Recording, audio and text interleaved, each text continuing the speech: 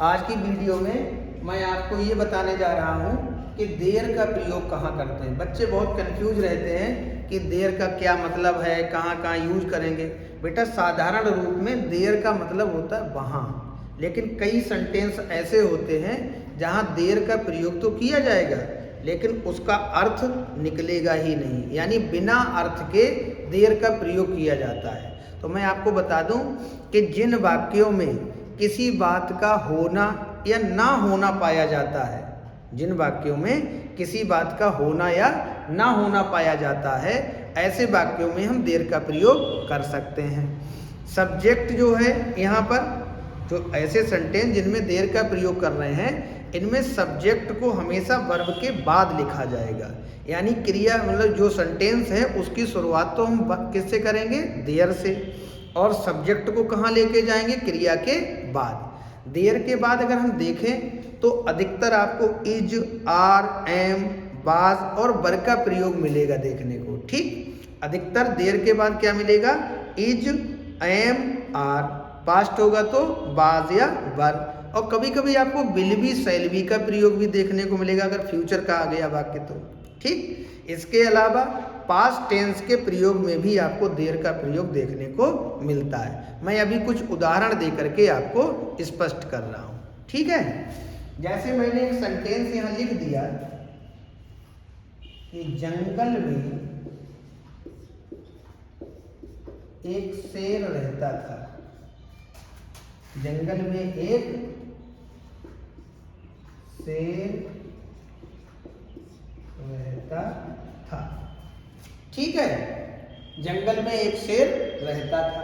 तो आप देख रहे हैं कि जो शेर है उसकी पोजीशन दिखाई कि शेर कहाँ रहता था, जंगल में। मैंने कहा जिन वाक्यों में किसी बात का होना या ना होना दिखाया जाए, तो यहाँ पर शेर का जंगल में होना दिखाया जा रहा है। क्या कर देंगे, इसका प्रयोग कर देंगे देयर, यानी सेंटेंस का स्टार्टिंग ही हम देयर से करेंगे। तो क्या कर दें, देयर। और रहता था, तो ये पास्ट इंडिफिनिट की बात है, तो इसलिए क्या कर दें, देयर। अब लिव लिखे या लिव्ड, तो देयर लिव्ड है ना, पास्ट इंडिफिनिट टेंस की बात है, तो इसका मतलब वर्ब की सेकंड फॉर्म लगाएंगे, तो देयर लिव्ड क्या रहता था, अ लायन। देख रहे हो, कर्ता के मतलब जो कर्ता है वो कहाँ आ रहा है, क्रिया के बाद। यही तो मैं कह रहा था कि इन सेंटेंसेस में जो सब्जेक्ट है वो हमेशा कहाँ जाएगा, वर्ब के बाद जाएगा। तो देयर लिव्ड अ लायन, कहाँ रहता था, जंगल में, तो इन द फॉरेस्ट। ठीक, एक सेंटेंस और देखिए, मेरी कक्षा में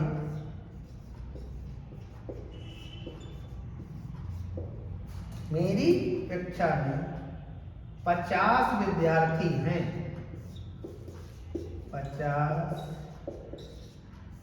विद्यार्थी हैं, तो इसका मतलब विद्यार्थियों की पोजीशन दिखा दी कि जो विद्यार्थी हैं वो किसके अंतर्गत आ रहे हैं, क्लास के अंतर्गत। किससे शुरू कर देंगे, देयर। तो देयर आर, देयर आर। यहाँ पर प्रेजेंट इंडिफिनिट या पास्ट इंडिफिनिट नहीं है, एक जनरल सेंटेंस है, यानी प्रेजेंट इंडिफिनिट टेंस का वाक्य नहीं है, ये प्रेजेंट टेंस का वाक्य है लेकिन इंडिफिनिट नहीं है। और कैसा है, विदाउट एक्शन, जिसमें कोई क्रिया दिखाई नहीं दे रही। तो देयर आर, तो जो विदाउट एक्शन होते हैं, बिना क्रिया के होते हैं, उनमें इजारेम लगाना पड़ता है। तो देयर आर कितने स्टूडेंट हैं, 50 स्टूडेंट। मैंने कहा इजारेम के बाद हमेशा कर्ता लगाइए, और कर्ता कौन है यहाँ पर, 50 विद्यार्थी। तो क्या कर दें, 50 स्टूडेंट्स कहाँ है, मेरी कक्षा में, तो in my class, in my class. तो there are 50 students in my class. अभी मैं एक सेंटेंस और लिखने जा रहा हूं, इस बर्तन में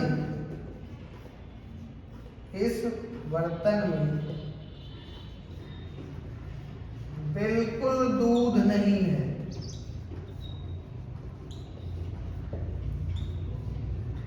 बिल्कुल दूध नहीं है, बिल्कुल दूध नहीं है।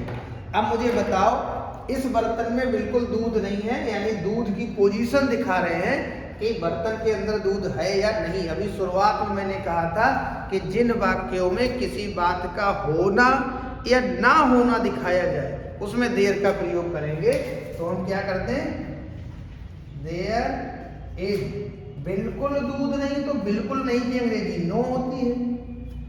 भाई नो और नॉट में क्या अंतर है?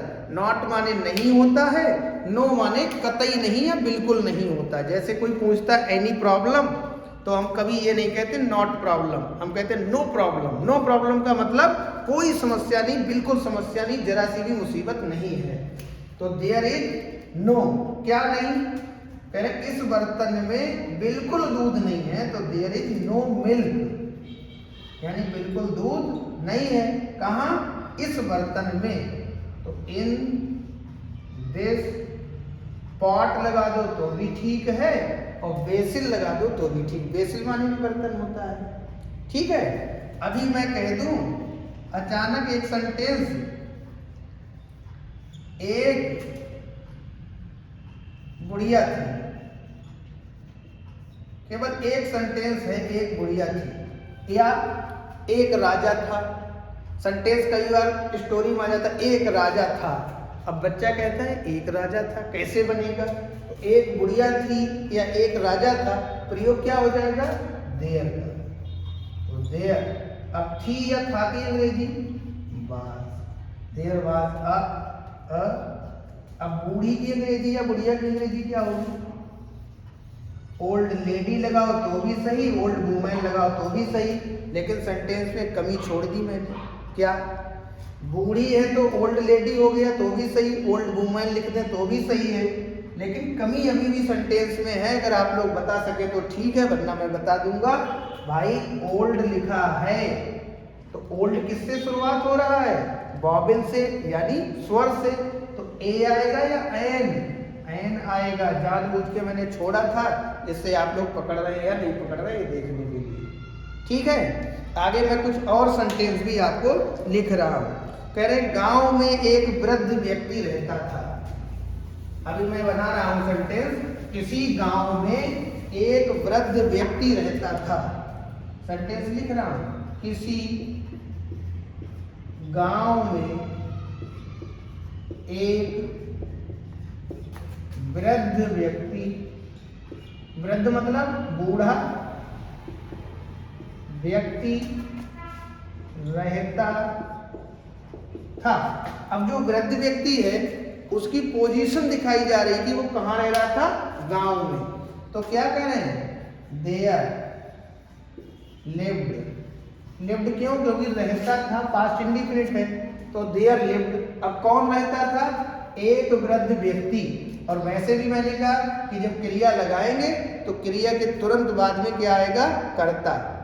किन वाक्यों में? जिन वाक्यों में देयर का प्रयोग कर रहे हैं उनमें। तो देयर लिव्ड।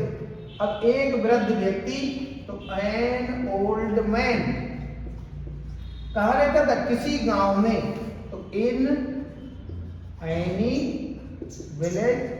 अगर कोई बच्चा इन आ विलेज लिख देगा तो भी उसका गलत नहीं होगा, ठीक है। अभी मैं एक सेंटेंस और लिख रहा हूं कि इस विद्यालय में कोई सभा नहीं होगी। इस विद्यालय में, इस विद्यालय में कोई सभा नहीं होगी। कोई सभा नहीं होगी। इस विद्यालय में कोई सभा नहीं होगी। किसका यूज करेंगे? देयर का। अब नहीं होगी फ्यूचर आ गया ना, तो फ्यूचर है तो विल भी शैल भी लगेगा, तो देयर विल बी। अब कोई नहीं की अंग्रेजी क्या लगाए? नॉट या नो, तो नो लगाएंगे, नो। और सभा की अंग्रेजी मीटिंग, तो there will be no meeting. कहाँ नहीं होगी? इस विद्यालय में, यानी in this school, in this school. तो there will be no meeting in this school. अभी सेंटेंस अगला, मेरे मुंह में 32 दांत हैं, तो दांतों की पोजीशन मुंह के अंदर दिखाई गई है। क्या सेंटेंस बन जाएगा? There are 32 teeth in my mouth. There are 32 teeth in my mouth. मेरी जेब में 500 रुपए हैं, तो there are 500 rupees in my pocket. बात समझ में आ रही है? मेरे शरीर में 2 आंखें हैं, तो there are 2 eyes in my body. मेरे देश में कुछ भी है 5000 गरीब हैं, तो there are 5000 poor in my country. कुछ लोग कहेंगे गरीब 5000 हैं तो पुअर्स क्यों नहीं कहा? इसलिए नहीं कहा क्योंकि द पुअर की अंग्रेजी बहुवचन भी द पुअर ही होती है। पुअर की कभी बहुवचन पुअर्स नहीं होता, इसलिए कहा मैंने पुअर। ठीक है, तो इस तरीके से अभी कुछ भी मैं बोल दूं, किसी की भी पोजीशन, मैं कह दूं इस तालाब में बहुत सारा पानी है, तो there is a lot of water या there is enough water, plenty of water in this pond. बात समझ रहे हैं? तो जब भी कभी किसी की पोजीशन दिखाई जाए, या मैं कह दूं एक वर्ष में 12 महीने होते हैं, तो 12 महीने वर्ष के अंतर्गत आ रहे हैं, इनकी पोजीशन दिखाई जा रही है, क्या कर देंगे? There are 12 months in a year. एक सप्ताह में 7 दिन होते हैं, तो there are 7 days in a week. बात समझ में आ गई? इस तरीके से मैंने आपको कोशिश की है कि आपको देयर का प्रयोग समझ में आया हो। आई होप आपको समझ में आया होगा। Thank you.